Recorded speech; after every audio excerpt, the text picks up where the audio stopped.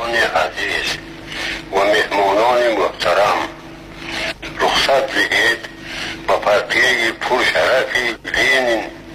و حکومت پر اقتدار و صلح دوستی سیتی، به خلق قهرمان و ایجادکار سیتی،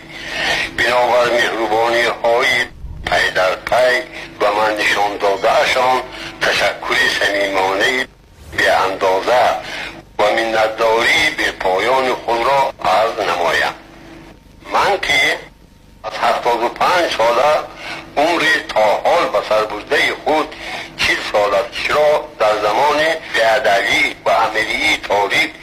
گذرانیده، تنها در دوران سیتی چشم گشاده روز روشن را دیده،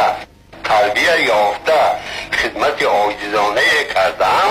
از طرف پرتیه، حکومت و خلق. این همه حرمت ها، غمخواری ها و مهربانی های پی در پی بی اندازه